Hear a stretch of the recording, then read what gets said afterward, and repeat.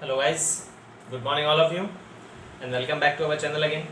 हम डिस्कस कर रहे थे 12th chapter nature of light के बारे में, यानी प्रकाश की प्रकृति के बारे में। और लास्ट क्लास में हमने तरंग के अध्यारोपण के सिद्धांत के बारे में डिस्कस किया था, जो ये कहता है कि अगर दो या दो से अधिक तरंगें किसी भी माध्यम में परस्पर अध्यारोपित होती है, अतिव्यापित होती है, तो जो परिणामी तरंग बनती है उस परिणामी तरंग का विस्थापन दोनों तरंगों के विस्थापनों के सदिशों के बराबर होता है।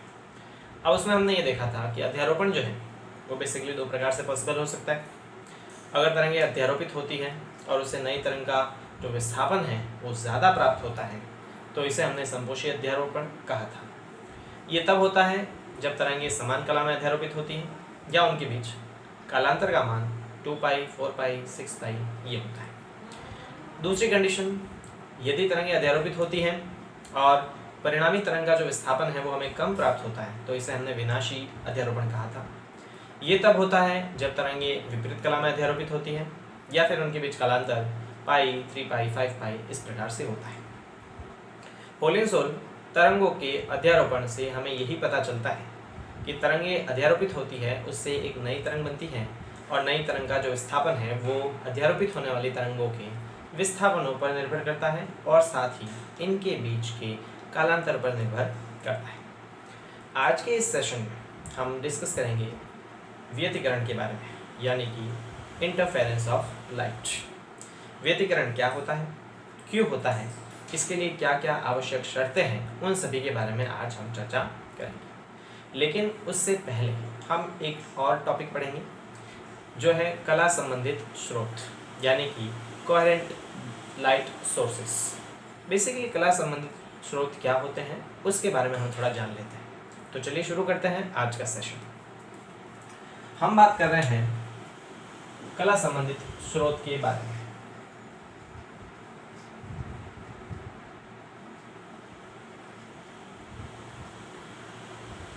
जिसे हम कहते हैं कोहेरेंट सोर्स ऑफ लाइट।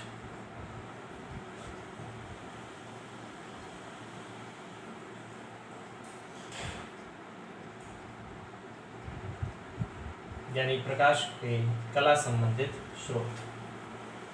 देखिए गाइस, कोई भी प्रकाश स्रोत तरंगें उत्सर्जित करता है, यानी प्रकाश स्रोत से प्रकाश तरंग के रूप में उत्सर्जित होता है। ये हाइगेन की तरंग सिद्धांत या हाइगेन की वेव थ्योरी कहती है। अब किसी भी बिंदु पर पहुंचने वाली तरंगों के बीच कोई न कोई कालांतर जरूर होता है। जैसे हमने कल डिस्कस किया था, मान लेते हैं कि हमारे पास दो तरंगे हैं, ठीक है।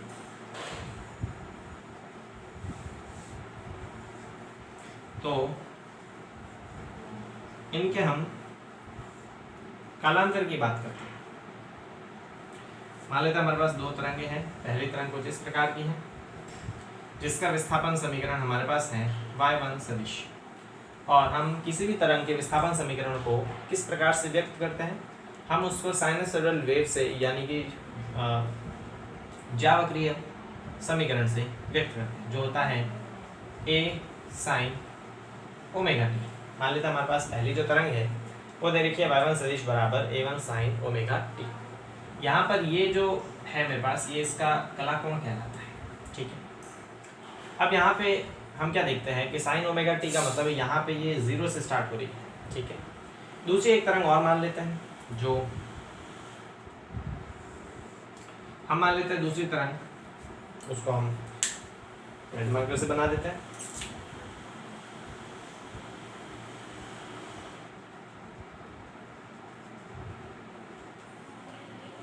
हमने ये देखा था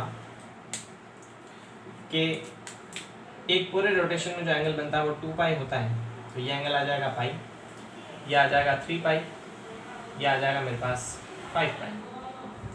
अब दूसरी एक तरंग मानते हैं जो इस तरंग से पाई कोण आगे से स्टार्ट होती है, ठीक है, या पाई कोण पीछे से स्टार्ट होती है। किसी एक को मान लेते हैं। मान लेते हैं कि दूसरी जो तरंग है वो इससे पाई कोण आगे स्टार्ट होती है, ठीक है, यानी कि यहाँ से स्टार्ट होगी पाई कोण। तो दूसरी तरंग कुछ इस प्रकार की मैंने बनाई। इस तरंग का समीकरण हम किस प्रकार से लिखेंगे, y2 सदिश बराबर, इसका मान लेते हैं आयाम है a2 sin ओमेगा टी और ये इससे कितना कोण आगे से स्टार्ट हो रही है, पाई कोण आगे से स्टार्ट होती है, तो मैं इसको लिख लेता प्लस पाई। तो इससे हमें क्या पता चलता है, ये समीकरण दे रखा है y1 बराबर a1 sin ओमेगा टी, ये दे रखा है y2 बराबर a2 sin omega T plus pi. ये जो प्लस पाई है ये इसका कला कोण कहलाता है। ठीक है, यहाँ पर इन दोनों के बीच अगर मैं अंतर निकालूं तो इन दोनों के बीच अंतर कितना आएगा, पाई का आएगा, यानी कि ये वाला इसके बीच, दोनों के बीच अंतर आएगा जो इसका कालांतर कहलाता है। तो दो तरंगों के बीच कला कोणों का जो अंतर है, ये इसका कला कोण है, ये इसका कला कोण है, इन दोनों कला कोणों का जो अंतर होता है इसे हम कालांतर कहते हैं। और कला संबंधित स्रोत बेसिकली क्या होते हैं, अगर दो तरंगों के बीच, यहाँ पर जो हमने दो तरंगे ली हैं उनके बीच जो कला कोण का अंतर है, कालांतर है, वो पाई है। अगर ये दोनों तरंगों के बीच कालांतर सदैव पाई ही बना रहे, चेंज ना हो, परिवर्तित ना हो, तो इन दोनों तरंगों को कला संबंधित तरंगे कहते हैं।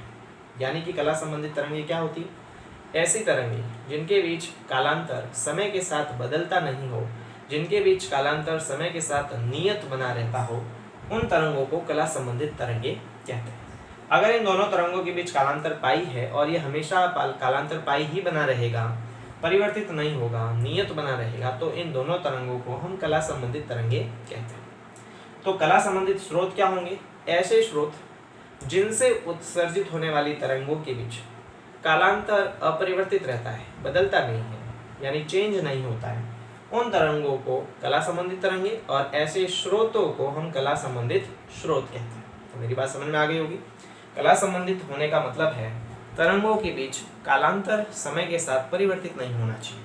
अगर इन दोनों तरंगों के बीच ये कालांतर पाई है तो ये हमेशा पाई ही रहे, ऐसी तरंगों के हम कला संबंधित तरंगे कहते हैं। जरूर नहीं है यहाँ पे मैंने पाई लिया, ये पाई की वैल्यू की जगह कुछ और भी वैल्यू हो सकती है, लेकिन जो भी वैल्यू होगी, पाई 2 पाई 3 पाई 4 पाई, जो भी वैल्यू होगी वो समय के साथ अगर बदलती नहीं है तो ऐसी तरंगों को कला संबंधित तरंगे कहते हैं, और ऐसे स्रोत को हम कला संबंधित स्रोत कहते हैं। तो इसकी डेफिनेशन किस प्रकार से लिखेंगे गाइस, इसकी डेफिनेशन लिख लेते हैं, इसको मैं रफ कर देता हूँ। हम इसकी डेफिनेशन लिखते हैं, कला संबंधित स्रोत बेसिकली क्या, तो यदि किन्हीं दो प्रकाश स्रोतों से उत्सर्जित तरंगों के मध्य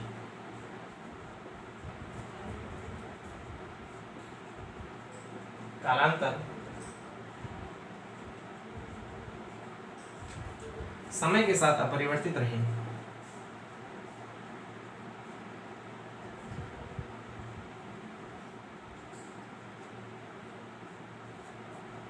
यानी कि नियत रहे,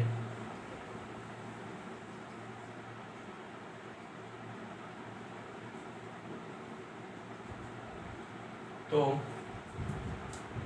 ऐसी तरंगों को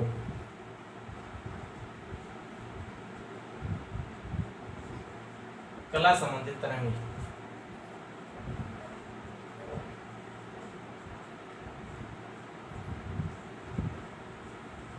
एवं ऐसे स्रोतों को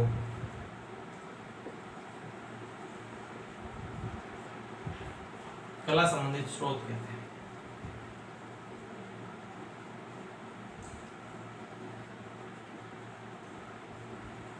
ठीक है, मैंने क्या बताया कि अगर कोई भी दो तरंगों के बीच कालांतर समय के साथ बदलता नहीं है, नियत बना रहता है, तो ऐसी तरंगों को कला संबंधित तरंगे कहते हैं।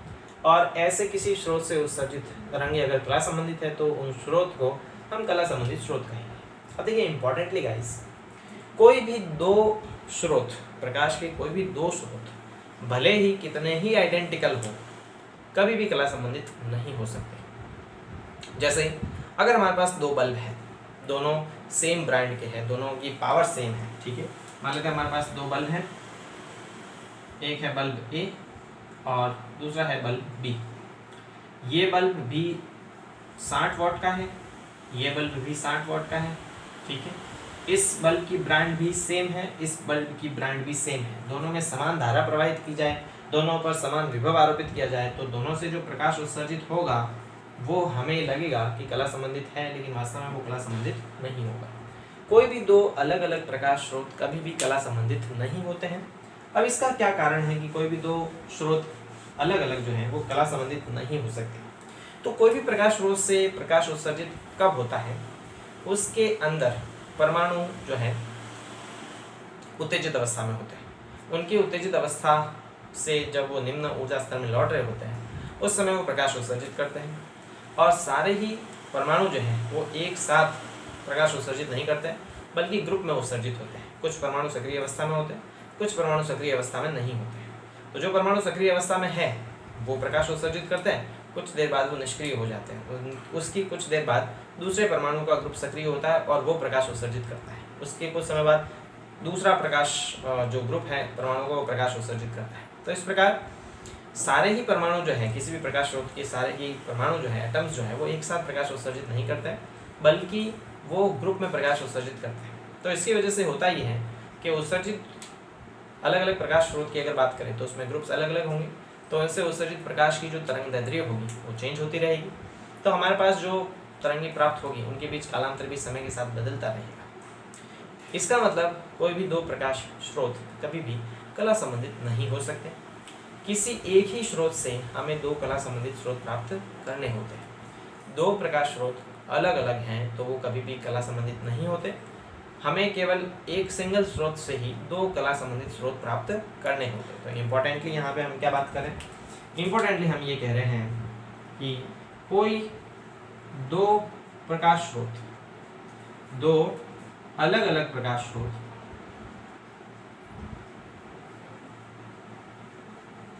कला संबंधित नहीं हो सकते।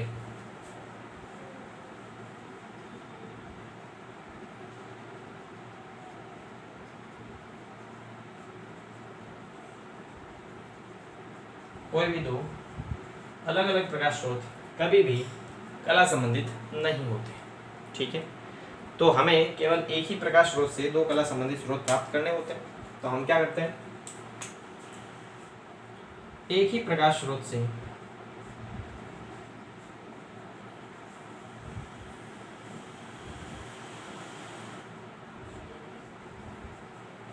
दो कला संबंधित स्रोत प्राप्त किए जाते हैं।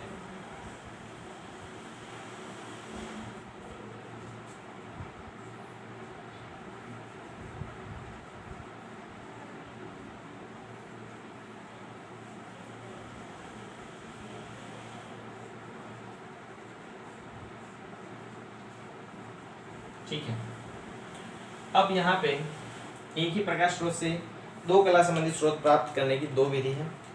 हमारे सिलेबस में एक ही दे रखी है। हम पढ़ेंगे तरंगाग्र के विभाजन द्वारा। किसके विभाजन से? तरंगाग्र के विभाजन से।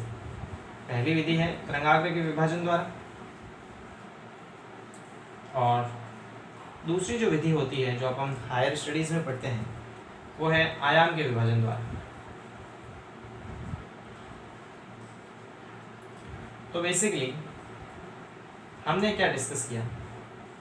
हमने ये डिस्कस किया कि कला संबंधित स्रोत क्या होते हैं। वापस रिव्यू कर लेते हैं।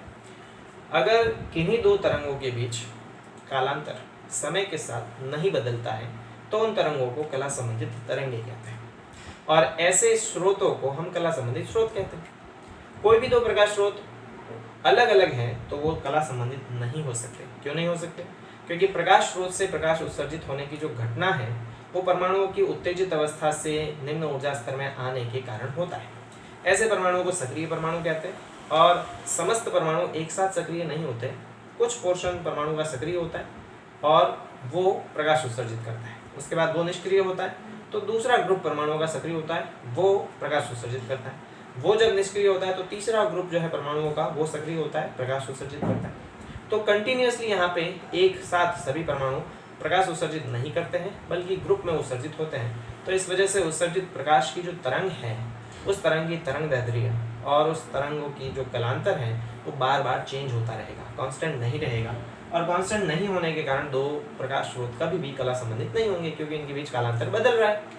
तो हम क्या करते हैं, एक ही प्रकाश स्रोत से दो कला संबंधित स्रोत प्राप्त करते हैं। जैसे एक ही स्रोत से हम दो स्रोत बनाते हैं, एक प्रकाश स्रोत से दो स्रोत बनाते हैं और वो दोनों कला संबंधित होंगे। और दो स्रोत बनाने की दो विधि है, एक है तरंगाग्र के विभाजन से जो हम इस चैप्टर में पढ़ेंगे, और दूसरा है आयाम के विभाजन से जो हम इस चैप्टर में नहीं पढ़ेंगे, हायर स्टडीज में पढ़ेंगे। क्लियर है? तो ये हमने बात कर ली कला संबंधित स्रोत के बारे में। ठीक है, इसको लिख लीजिए और इसका हम स्क्रीनशॉट ले लीजिएगा, मैं रफ कर देता उसको। चलिए तो हम डिस्कस कर लेते हैं इस चैप्टर का पहला टॉपिक जो है प्रकाश का व्यतिकरण यानी interference of light. Interference of light basically प्रकाश का अध्यारोपण ही होता है। इंटरफेरेंस का सीधा सीधा मतलब है मिश्रित होना, व्यवधान उत्पन्न होना। ठीक है, mixing of light waves is said to be the interference of light, यानी कि बहुत सारी प्रकाश तरंगों का आपस में मिश्रित होना और एक नई तरंग बनाना, नई प्रकार के प्रकाश की इंटेंसिटी क्रिएट करना, वो इंटरफेरेंस कहलाता है। हम यहाँ पे दो ही तरंगों की बात करेंगे for the sake of simplicity, ताकि हमें उसकी स्टडी करने में आसानी हो। तो प्रकाश का व्यतिकरण बेसिकली क्या है, जब दो या दो से ज़्यादा कला संबंधित तरंगे, स्पष्ट रूप से कौन से तरंगे, कला संबंधित तरंगे, जिनके बीच कालांतर बदलता नहीं। तो जब दो या दो से अधिक कला संबंधित तरंगे जिनकी आवृत्ति समान हो और आयाम लगभग समान हो, जिनकी क्या हो, आवृत्ति समान हो और आयाम लगभग समान हो, किसी एक ही माध्यम में एक ही दिशा में संचरित होती हुई अगर परस्पर अध्यारोपित होती हैं, तो माध्यम में कहीं कहीं पर प्रकाश की तीव्रता हमें ज़्यादा प्राप्त होती है और कहीं कहीं पर प्रकाश की तीव्रता कम प्राप्त होती है। इसी घटना को हम प्रकाश का व्यतिकरण कहते हैं। देखिएगा, इस प्रकाश का व्यतिकरण बहुत इंपॉर्टेंट घटना है। अगर हम ये कहें कि प्रकाश से भी अंधेरा उत्पन्न हो सकता है, तो यही घटना व्यतिकरण कहलाती है। यानी हम दीवार पर टॉर्च डालें और आगे अंधेरा दिखे उजाले की जगह, तो यही व्यतिकरण की घटना कहलाती है। तो इसकी डेफिनेशन पहले लिखते हैं, फिर इसको समझते हैं गाइस कि व्यतिकरण बेसिकली क्या। हम पढ़ रहे हैं प्रकाश का व्यतिकरण। प्रकाश का व्यतिकरण जिसे हम कहते हैं इंटरफेरेंस ऑफ लाइट।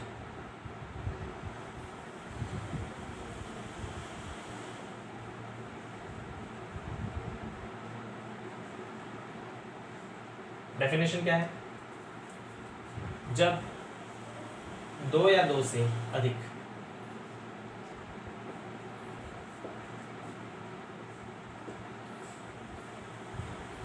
कला संबंधित तरंग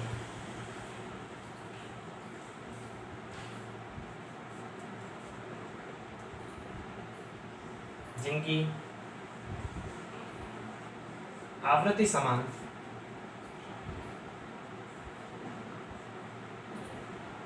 एवं आयाम लगभग समान हो,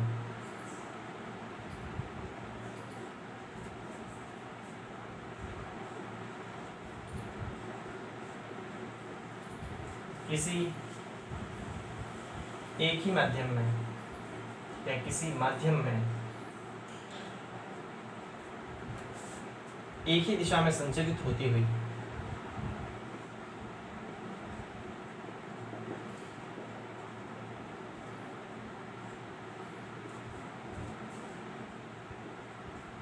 परस्पर अध्यारोपित होती है,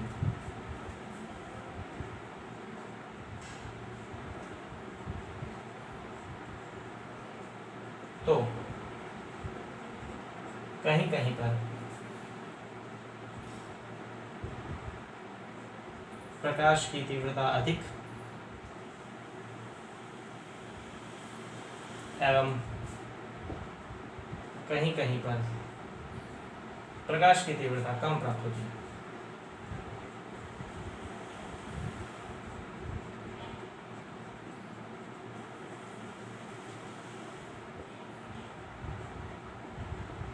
इसी घटना को प्रकाश का व्यतिकरण कहते हैं।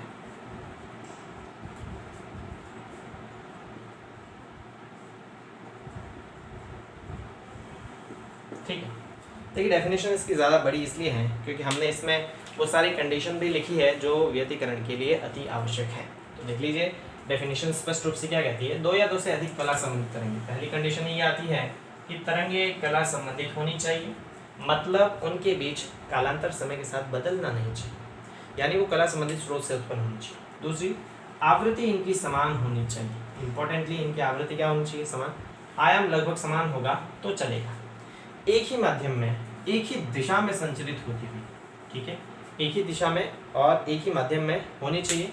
अगर अध्यारोपित होती है तो कहीं कहीं हमें प्रकाश की तीव्रता ज़्यादा प्राप्त होती है और कहीं कहीं पे प्रकाश की तीव्रता कम प्राप्त होती है।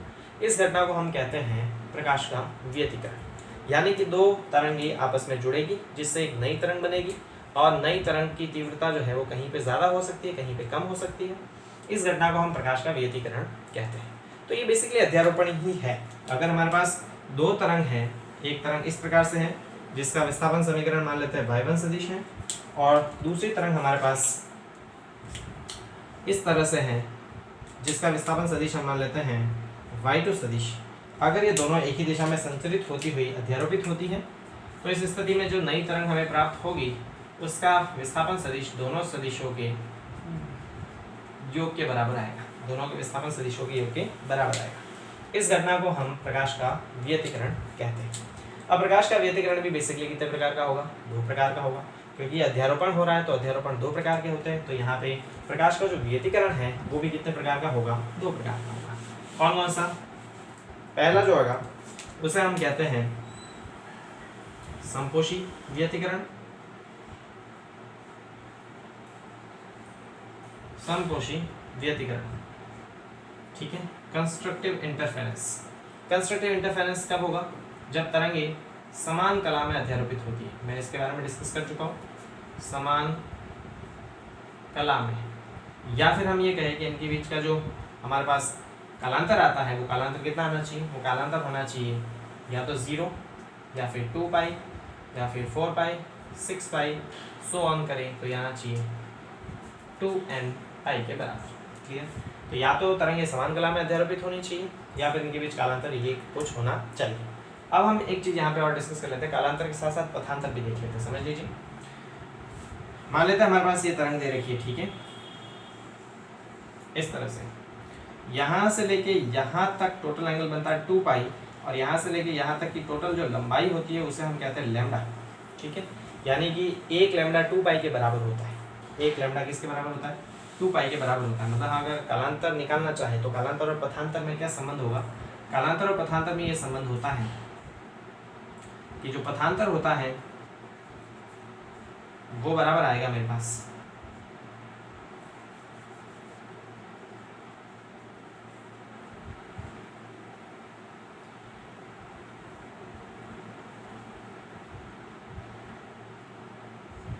कालांतर इनटू, या फिर हम ये कहें, इसको बाद में डिस्कस कर लेते हैं। जब अपन डायग्राम बनाएंगे तब डायग्राम में इसकी मैं बात करूंगा जब इसका गणितीय विश्लेषण करते हैं।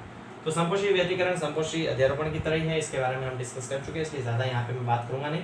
डायग्राम वायग्राम में मैं इसके बारे में बता चुका हूँ। दूसरा हमारे पास क्या आएगा? विनाशी व्यतिकरण। विनाशी व्यतिकरण, तो विनाशी व्यतिकरण कब होगा? जब ये विपरीत कला में अध्यारोपित होती है तरंग। इसमें विपरीत कला में, अगर विपरीत कला में अध्यारोपित हो या फिर इनके बीच का कालांतर कितना होता है? पाई या फिर 3 पाई या फिर 5 पाई सो ऑन 2n+1 पाई।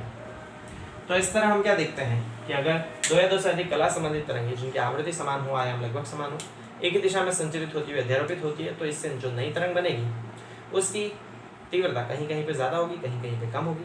ज़्यादा कहाँ होगी? जब वो समान कला में अध्यारोपित होगी। कम कहाँ होगी? जब वो विपरीत कला में अध्यारोपित होगी। या फिर ज़्यादा वहाँ होगी जब इनके बीच कालांतर इनमें से कुछ होगा, और कम कहाँ होगी? जब इनके बीच कालांतर इनमें से कुछ होगा। तो इसके बारे में हम ऑलरेडी डिस्कस कर चुके हैं कि अध्यारोपण के सिद्धांत की तरह ही है, इसलिए मैंने यहाँ पे इसका डायग्राम नहीं बनाया है।